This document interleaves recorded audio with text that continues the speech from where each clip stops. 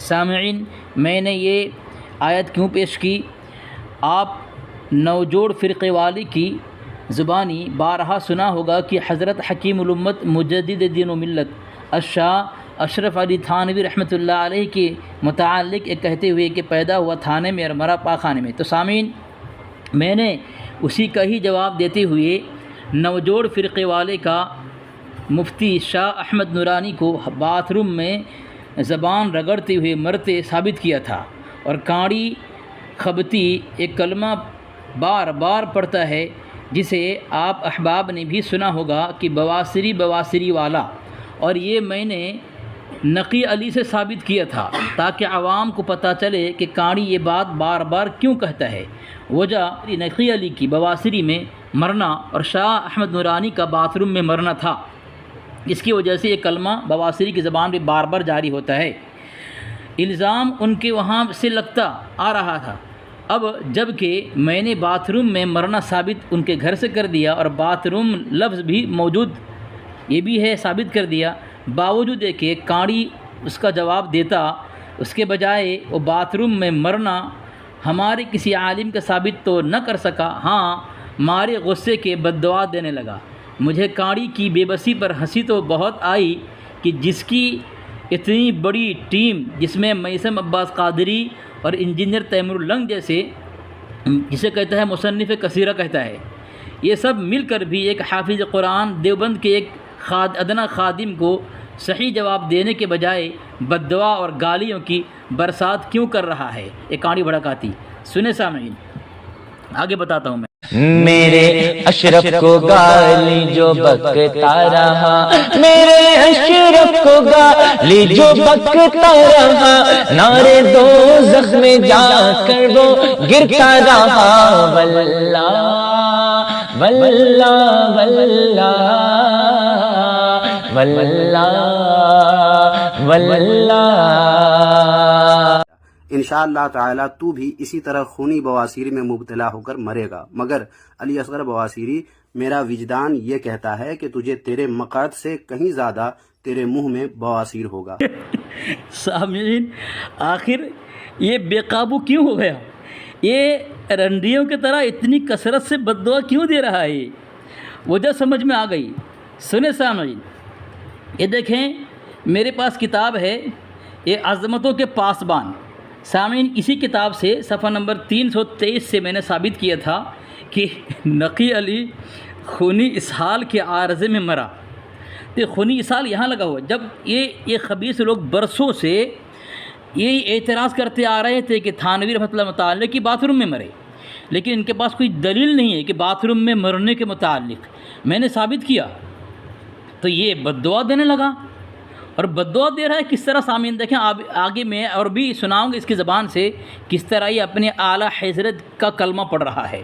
یہ سامعین میں نے ثابت کیا تھا، یہ عظمتوں کے پاسبان، اس سے میں نے ثابت کیا تھا کہ خونی اسہال کی بیماری میں اس کا مجدد مرا تھا۔ اور ایک کنز الایمان ہے، کنز الایمان، یہ قائد ملت حضرت شاہ احمد نورانی، یہ اس پر میں انہیں ثابت کیا تھا، اس کو لکھا ہے محمد نعیم عطار رضوی۔ اس میں اس نے لکھا ہے، میں نے مکمل پڑھ کر بتایا تھا پہلے صفحہ نمبر 41 پر، قائد ملت نمبر، کہ روم میں تاخیر ہوئی تو واش روم میں، مولانا کو واش روم میں تاخیر ہوئی تو قاضی صاحب نے دروازہ کھٹکھٹاتے ہوئے کہا جلدی کیجئے۔ اس پر انہوں نے مولانا کو کراہتے ہوئے سنا، جب دیکھا تو ان کی حالت بگڑ چکی تھی۔ کہاں پہ؟ واش روم، باتھ روم کے اندر، ٹھیک ہے، یہ تو میں نے ثابت کیا تھا۔ اب سامنے جب بد دعا دے رہا ہے کہ تو بھی ایسا ہی مرے گا، جبکہ وہ چاہتا ہے کہ جس طرح ان کی موت ہو سب کے ایسا ہی موت ہو۔ میری تو دعا یہ ہے کہ اللہ تبارک و تعالیٰ سب کو ایمان پر خاتمہ عطا فرمائے، میری دعا یہ ہے، میں اس طرح بد دعا نہیں دوں گا سامعین۔ اور جو حقیقت ہے میں بیان کر رہا ہوں، حضرت حکیم الامت رحمۃ اللہ علیہ پر ان کے خبیثوں نے برسوں یہ بدتمیزی کی، طوفان بدتمیزی قائم کی۔ جب ہم نے ان کو گھر سے ثابت کیا، ان کے گھر سے، کہ تمہارا مفتی باتھ روم میں مرا ہے اور زبان رگڑ رگڑ کر مرا ہے، تو اب جواب کے بجائے بد دعا دینے لگا۔ دیکھو سامعین، یہ تو میں نے ثابت کر دیا۔ یہ جو بد دعا دے رہا ہے اس کے متعلق یہ دیکھیں، اس کے مجدد کا باب ہے، یہ فضائل دعا ہے، فضائل دعا صفحہ نمبر 188 پہ کیا لکھتا ہے؟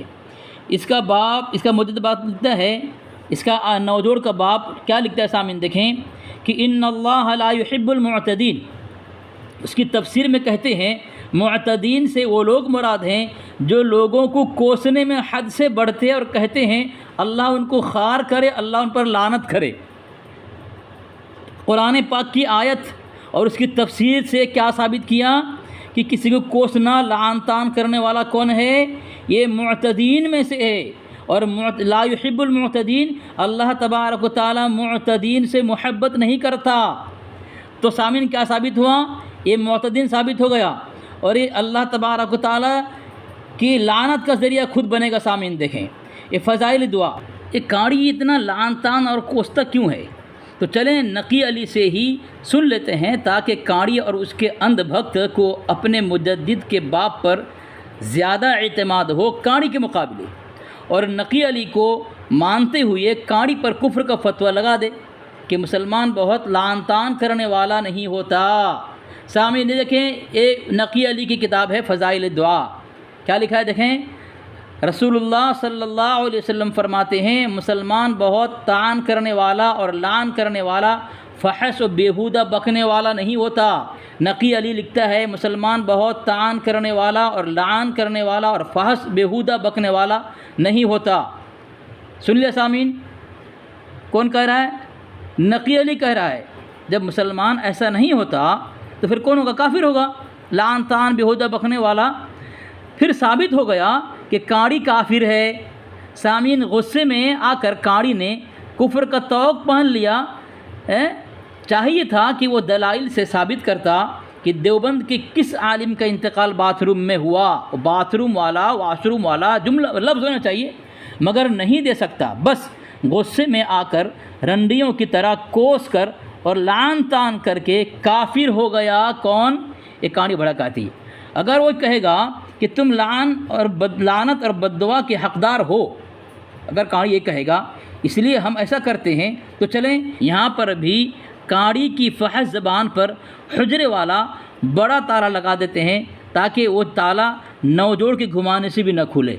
یہ سامعین یہ فضائل دعا ہے، یہ فصل ہفتم ہے، اس میں صفحہ نمبر 188 پہ کیا لکھتے ہیں دیکھیں سامعین، یہ نیچے دیکھیں، یہاں تک کہ بعض علماء کے نزدیک مستحق لعنت پر بھی لعنت نہ کہے۔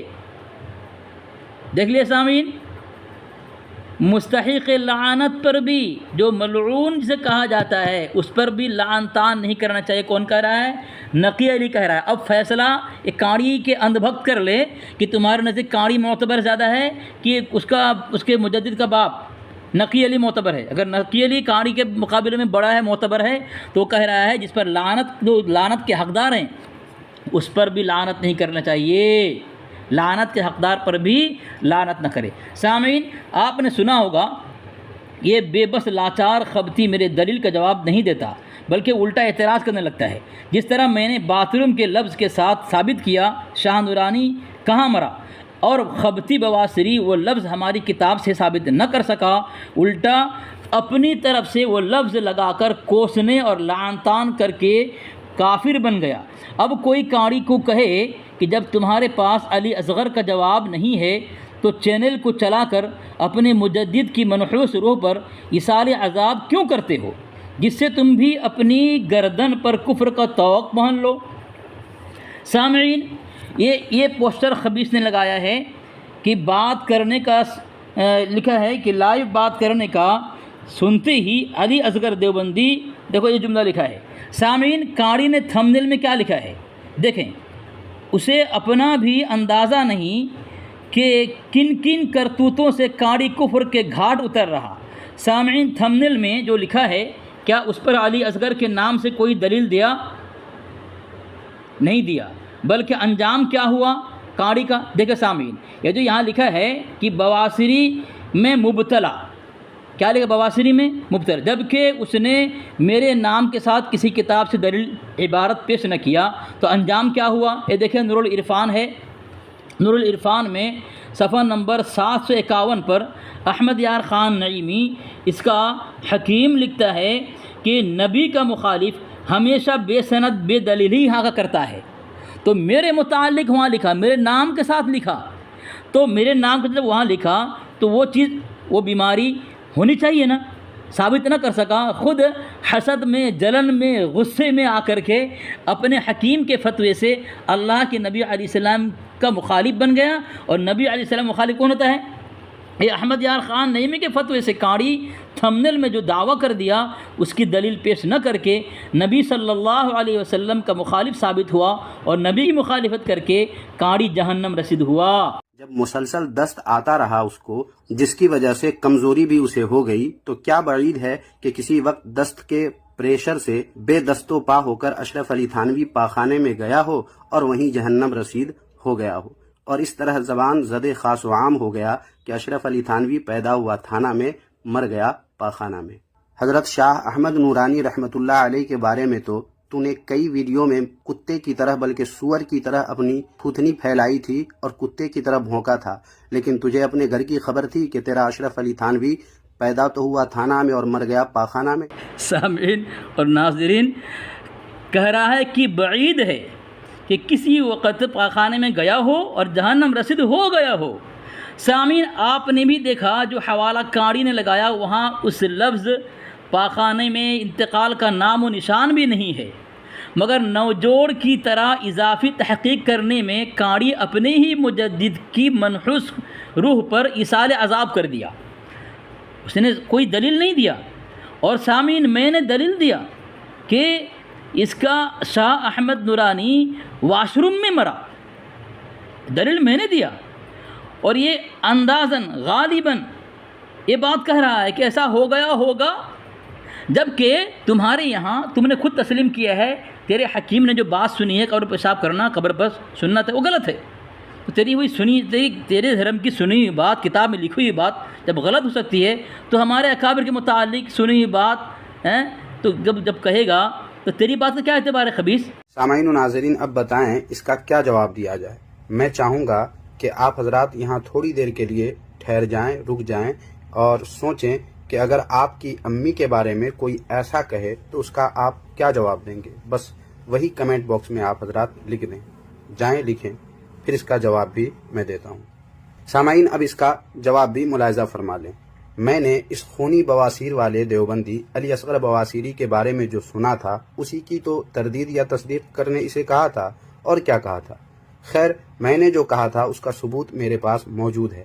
میں نے کہا تھا، جیسا کہ آپ نے سن لیا ہے، کہ ملی ایک خبر کے مطابق علی اصغر بواسیری تو لنگڑا ہے، جس کا ثبوت میرے پاس موجود ہے۔ یہ دیکھیں اسکرین شاٹ، اس میں صاف آپ دیکھ سکتے ہیں کہ اس کے لنگڑے ہونے کی بات لکھی ہوئی ہے، اور میں نے اس کے لنگڑے ہونے پر ہی تردید یا تصدیق کرنے اس علی اصغر بواسیری سے کہا تھا۔ غور سے اس اسکرین شاٹ کو سامعین و ناظرین دیکھیں۔ یہ اسکرین شاٹ آج کل کا نہیں ہے، بلکہ 4 ہفتے پہلے کا ہے، یعنی رمضان المبارک کے مہینے کا ہے، اور اس میں کوئی ایڈیٹنگ نہیں کی گئی ہے۔ دیکھ لیں صاف صاف۔ اس سے معلوم ہوا کہ میں نے جس خبر ملنے کی بات کی تھی وہ 100% درست ہے، لیکن علی اصغر بواسیری نے میری والدہ کے بارے میں جو کچھ کہا ہے وہ اگر سچ ہے تو پھر اس پر ثبوت یہ پیش کرے کہ کب اور کس سے یہ بات اس نے سنی ہے۔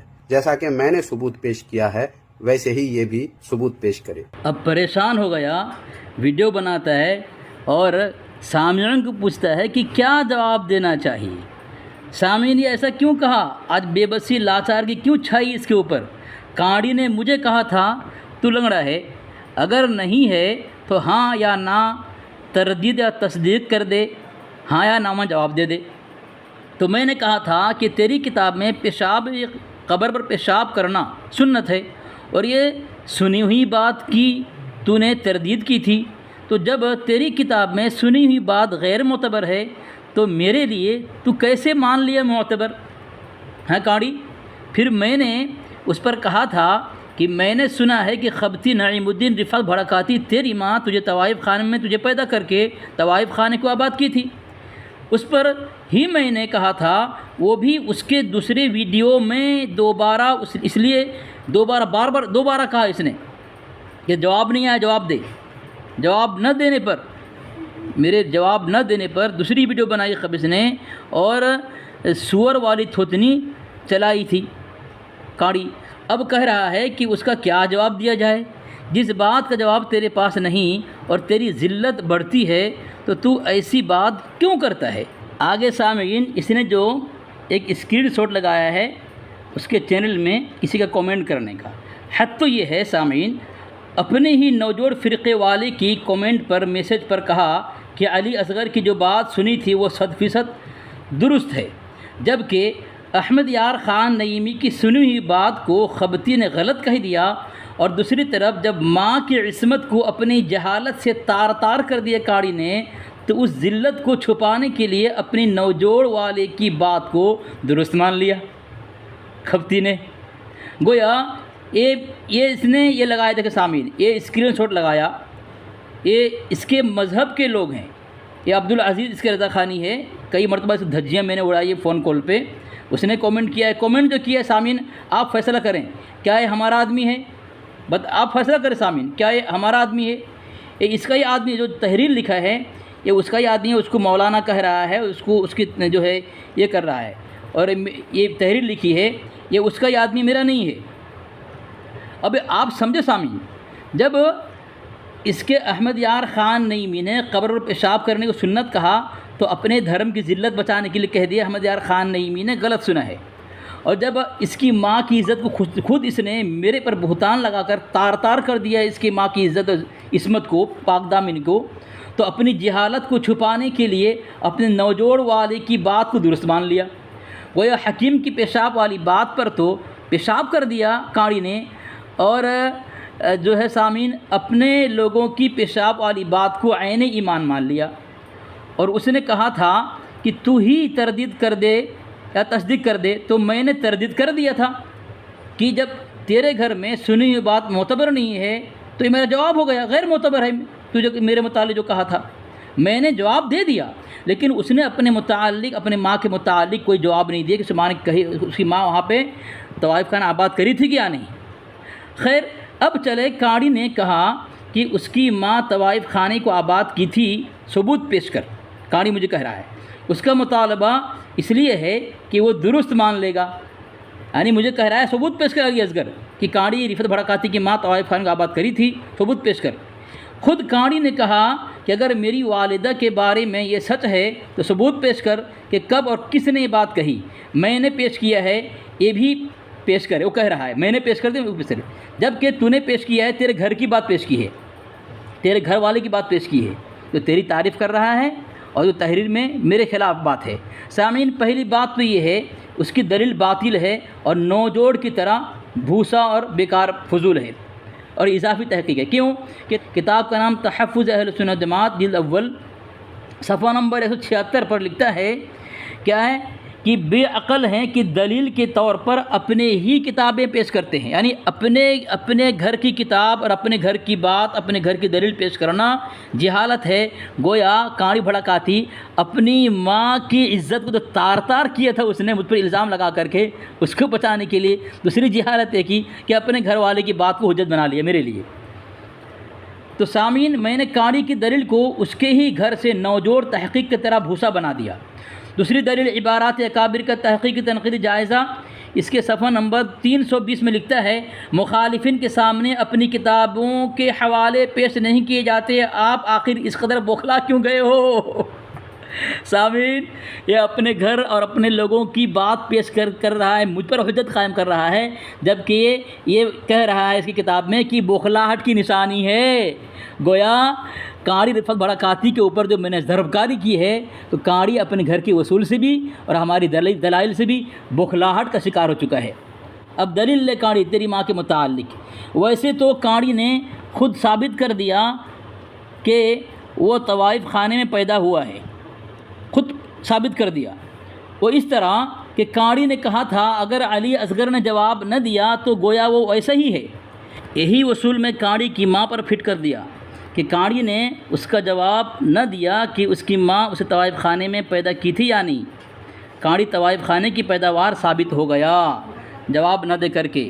اب سامعین یہ رہا ثبوت، کاڑی نے کہا تھا ثبوت پیش کر، کوئی ثبوت مانگتا ہے اس کی تصدیق و تردید کے لیے۔ اب کاڑی کیا کرے گا، تصدیق یا تردید؟ اگر تردید کرے گا تو ثبوت کے ساتھ کرے۔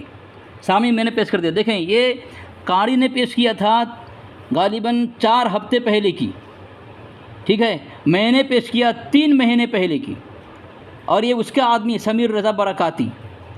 سامعین دیکھا آپ نے، اور اردو میں بھی ہے، اردو میں بھی ہے، سامعین دیکھیں، یہ دیکھیں۔ تو قاری میں تیرے کہنے کے مطابق ثبوت پیش کر دیا، انگلش میں بھی اور اردو میں بھی، اور کتنے مہینے پہلے وہ بھی ہے، ٹھیک ہے۔ اب تو ثابت ہو گیا کہ تیری ماں طوائف خانہ کو آباد کیا کرتی تھی اور تو وہیں کی پیداوار۔ دیوبندی اپنی ماں سے جا کر پوچھ لے اور ان کی زبانی ہم لوگوں کو آگاہ کرے کہ علی اصغر بواسیری دیوبندی اسی رنڈی کی اولاد اور اسی زناکاری میں شدت لذت سے مرنے والے بوڑھے کے آدھے ادھورے نطفے کا لنگڑا نہیں ہے۔ یہ بات علی اصغر بواسیری کو بنا ہو ہلا کے اپنی ماں سے کہلوانا ہوگا، ورنہ اپنی کہی ہوئی بات یاد کر لے یا جا کر پھر سے سن لے کہ اس نے مجھے کیا کیا کہا ہے۔ یہ اعتراض تو نے اٹھایا تھا اور تیرے گھر سے، تیرے اصول سے میں نے ثابت کر دیا تھا، جواب دے دیا تھا کہ تیری بات بیکار اور فضول ہے، ٹھیک ہے، میں نے جواب دے دیا تھا۔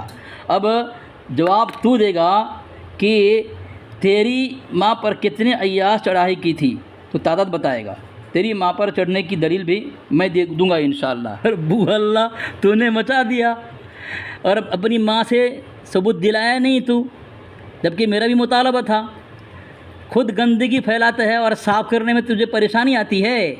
اگر تو اتنی پریشانی ہے اپنے ماں سے اپنے حلالی ہونے کا ثبوت دینے میں، تجھے اتنی دقت پیش آ رہی ہے، تو یہ مسئلہ چھڑا کیوں چھڑا کہ گلے کی ہڈی بن جاتی ہے تیرا ہر اعتراض، ہر سوال تیرے لیے۔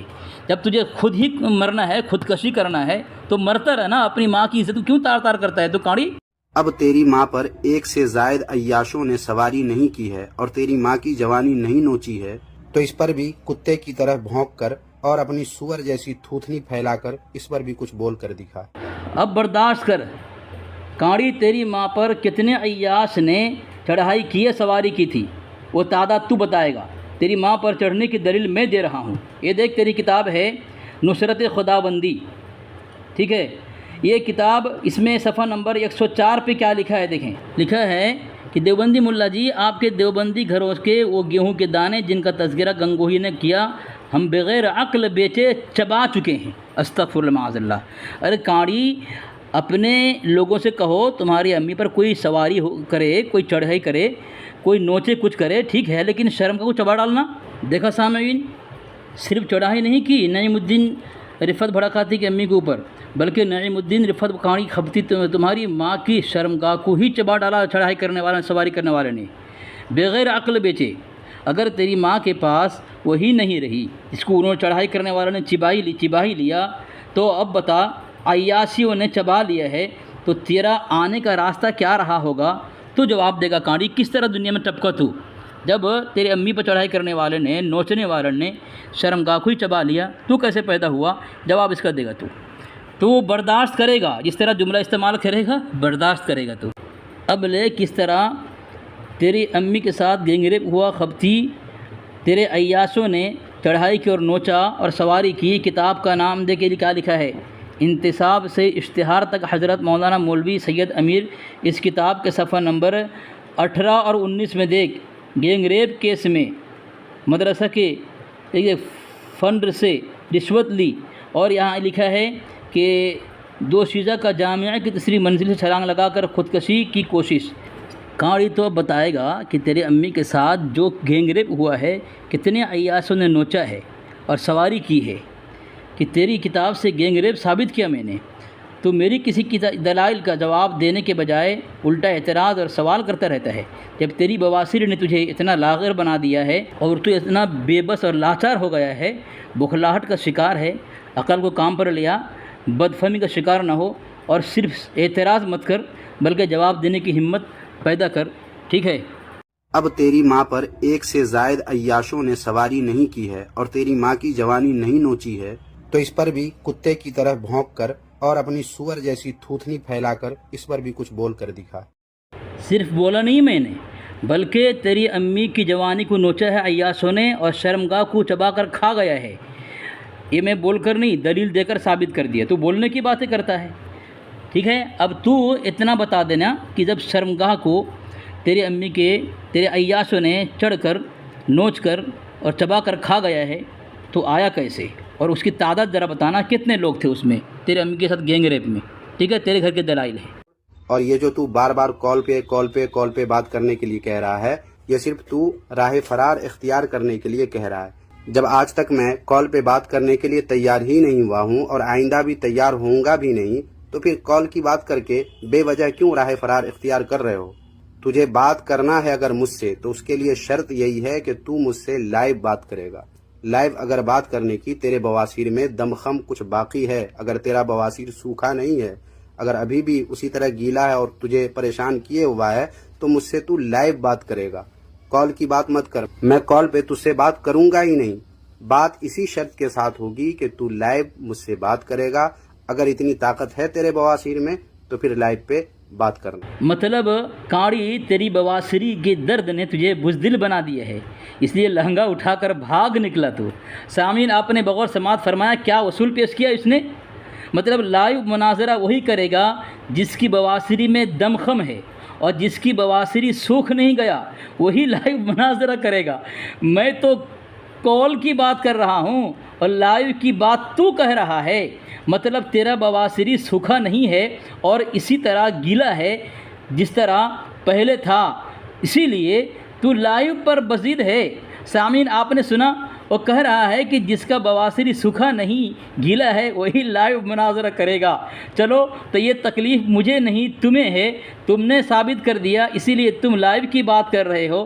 اب میں تو لائیو نہیں کروں گا کیونکہ بواسری کی تکلیف مجھے نہیں تمہیں ہے، تم نے اعلان کر دیا۔ میں تو بار بار کہہ رہا ہوں کہ میں فون کال پہ بات کروں گا، جب تو اس میں کامیاب ہو جائے گا، بات کر لے گا، اس کے بعد میں سوچوں گا، ٹھیک ہے؟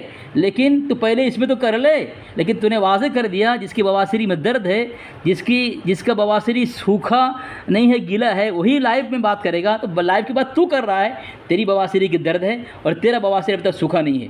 اب فون کال کی بات میں کر رہا ہوں، کرتا رہوں گا، کیونکہ میرا چیلنج پہلے اسی پر ہے اور اسی پر رہے گا۔ جب تو فون کال پر ایک بار بواسری کا درد کم کر لے گا خود کا اور گیلا کو سوکھا کر لے گا تیرا، پھر میں تیرے بواسری بڑھانے کی سوچوں گا، ٹھیک ہے؟ لیکن سنا آپ نے لائیو بات کرنے کا دن اور وقت کیا بتایا؟